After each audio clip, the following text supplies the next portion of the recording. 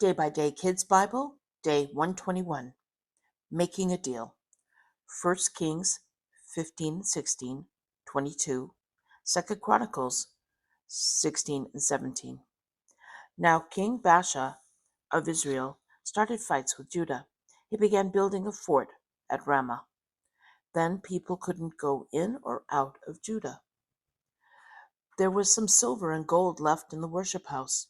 There was some left in the palace. Asa gave it to some leaders. They took it to the king of another land. It was the land of Aram. Let's make a deal, they told the king of Aram. We're giving the silver and gold to you. Forget your deal with Baasha in Israel. Then he will stop us fighting us. So the king of Aram made a deal with the king of Asa of Judah. Then the army of Aram went to fight Israel. They took many of the towns in Israel. King Baasha heard about it. He stopped building the fort at Ramah. He and his army left. Then King Asa told everyone to take Ramah apart. They took away the stones. They took away the wood. They used them to build walls around 2 other towns.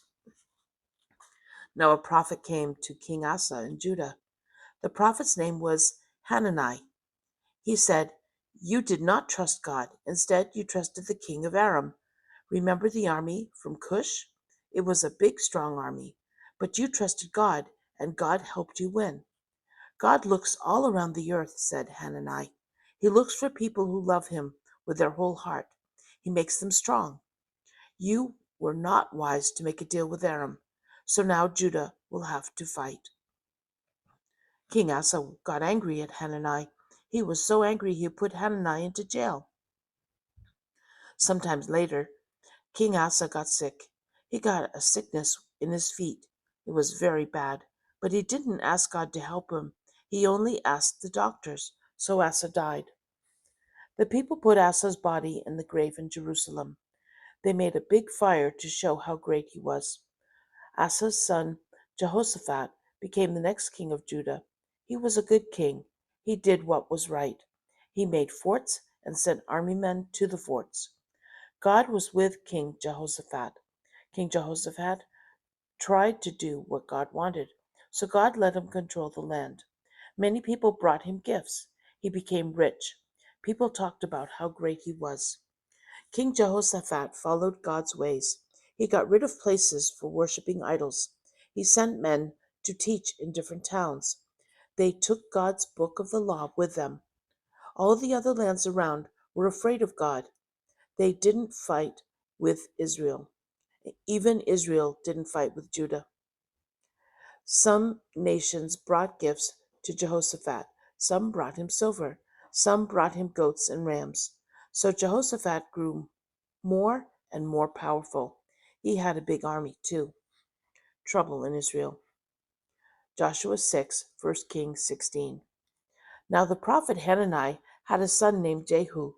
He was a prophet, too. God sent Jehu to King Baasha in Israel. Jehu told King Baasha what God said. "I made you the leader of my people, but you sinned just like Jeroboam. You made my people in Israel sin. You made me angry, so I'm going to get rid of you and your family. They will be like Jeroboam's family.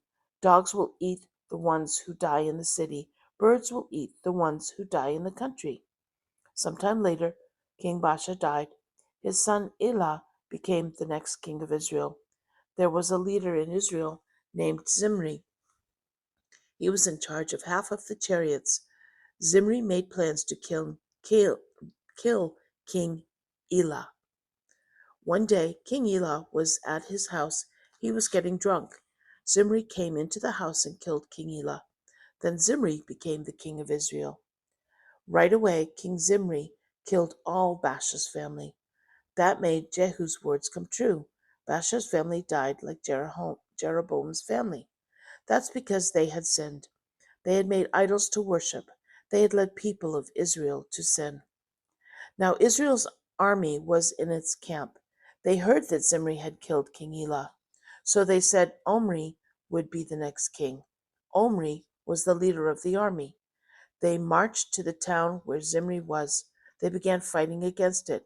Zimri saw that Omri's army had taken over the city. So Omri went into the palace. He set it on fire, and he died in the fire. It happened because he sinned. He had done what was wrong. Then the people of Israel made two groups. One group wanted Tibni to be king, the other group wanted Omri to be king. Omri's group was stronger, so Omri became king of Israel. King Omri bought a hill. He built a city on the hill. He named the city Samaria. But King Omri was a bad king. He sinned more than anybody before him. Doing wrong didn't matter to him.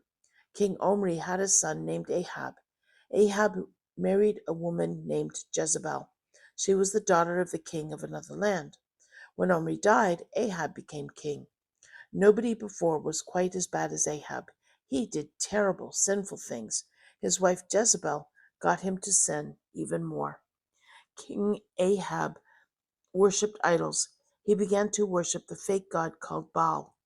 He built a worship house for Baal. He set up an altar for Baal. He did many things to make God angry. He did more bad things than any kings before him. Now, during this time, a man built the city of Jericho back up. This happened because Ahab was king. Long ago, God had talked to Joshua about Jericho. God had told him what would happen to anyone who built Jericho again. It happened just as God had said.